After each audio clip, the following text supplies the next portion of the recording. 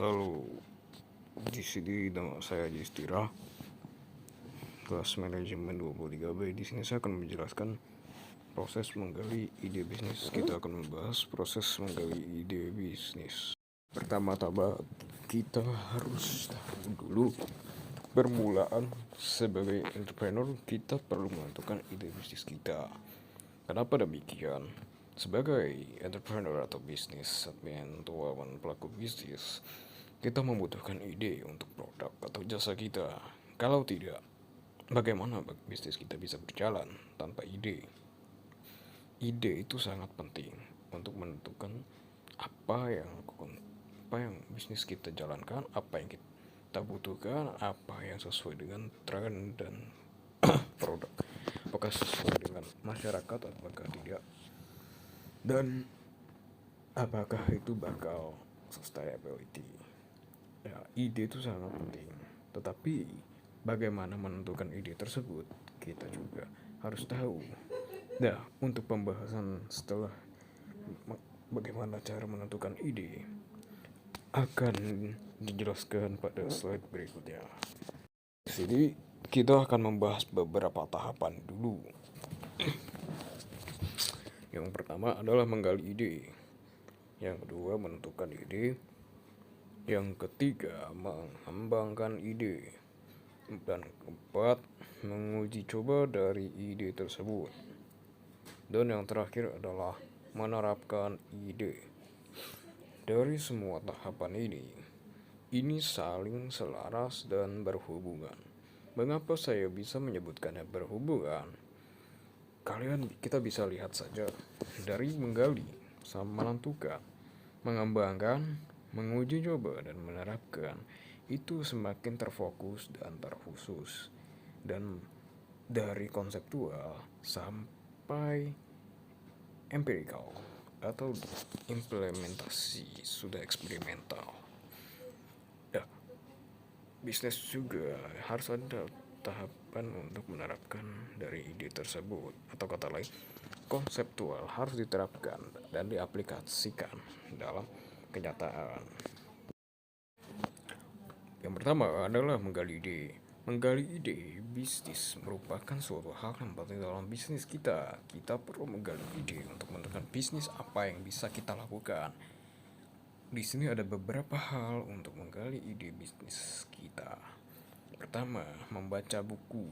Ya, penting banget kita itu baca buku, mencari referensi sebanyak mungkin, sumber literatur apapun. Kenapa? Mengapa kita harus membaca buku, mencari referensi banyak? Karena dengan itu kita bisa mendapatkan insight baru dalam literatur dan kajian tersebut. Apalagi kita mempunyai kekuatan interpretasi yang sangat hebat, yang sangat tinggi, dan kita punya kreativitas. Namun kita kayak agak bingung. Untuk itu kita butuh namanya referensi supaya kita tidak tersesat idenya. Dan karena itu juga kita butuh referensi supaya reliable ide kita. Dan yang kedua adalah brainstorming. Brainstorming atau kata lainnya berimajinasi sampai banyak, sampai luar batas, sampai benar-benar tidak terbatas, infinity. Secara gampang itu, tapi sebenarnya bukan itu. Lebih ke banyak sekali mencurahkan ide, entah apapun idenya, apapun. Tapi ada kelemahannya mencurahkan banyak ide bisa merupakan banyak ide pula. Di situ brainstorming. Dan yang terakhir adalah debat. Kenapa saya kok masukkan debat di sini? Begini, kita menyimpulkan ide, kita tuh harus mendebatkan dan menentang ide kita tersebut supaya kita tahu mana ide yang paling bagus di antara bagus. Karena itu, debat, entah debat sendiri atau debat sama orang lain, memberi wawasan yang lebih luas dan memberi perspektif yang sangat-sangat luas dan komprehensif dan jauh supaya kita tidak sempit dalam memandang suatu ide kita. Oke, setelah mendapatkan ide dan insight banyak, di sebelumnya tadi kita perlu menentukan ide dari semua lautan ide yang telah ada. Apakah relevan? Apakah cocok? Apakah mampu kita dan sesuai dengan ide tersebut? Apakah ide tersebut memberikan dampak positif bagi eksternal dan internal kita? Memberikan dampak panjang yang tidak banyak resiko atau apa? Dan kita juga harus memilah lagi dari ide tersebut. Semua banyak ide bagus, tetapi lebih bagus lagi pilihlah yang relevan dan yang cocok, the suitable bagi bisnis kita. Karena kalau tidak, kita akan tersesat dan kita bisa saja gagal dalam bisnis kita. Dan setelah menentukan ide, tahap selanjutnya adalah mengembangkan ide. Setelah kita tadi sudah membahas menspesifik, melimitasi ide-ide kita, dan saatnya ide-ide tersebut harus dikembangkan.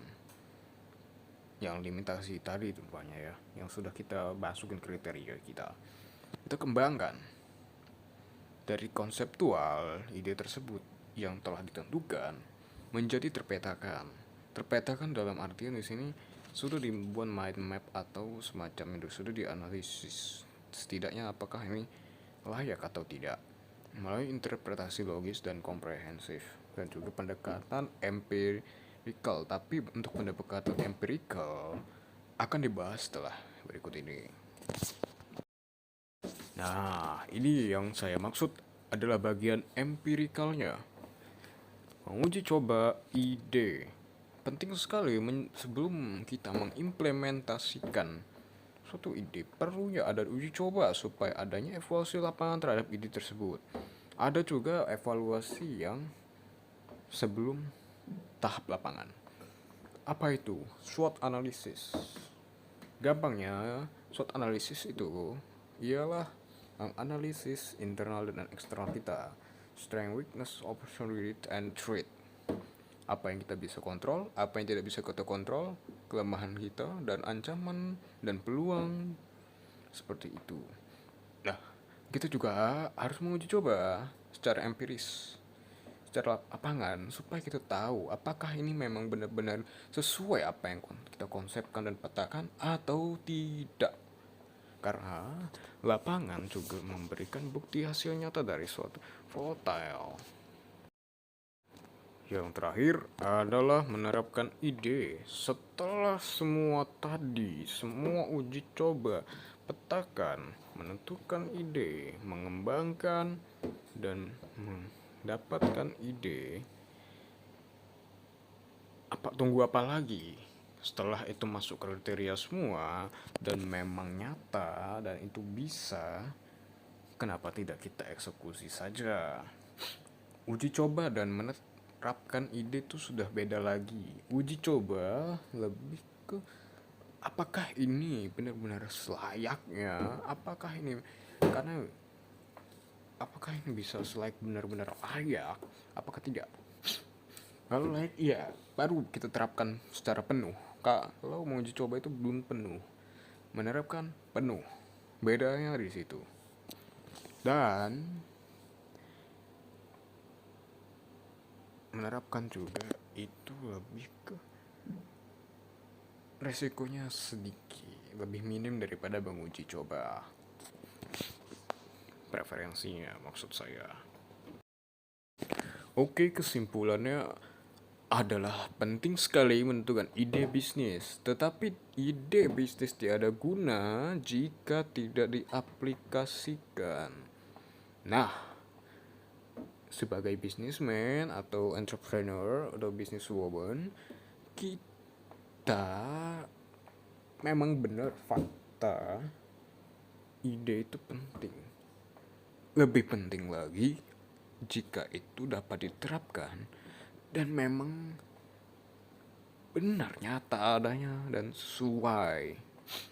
Kalau hanya dikonseptualkan, sama saja Anda duduk sambil merenung, jadi filsuf pengangguran. Oke. Oke, terima kasih telah mendengarkan penjelasan saya. Mohon maaf atas kekurangan dan kesalahan kami.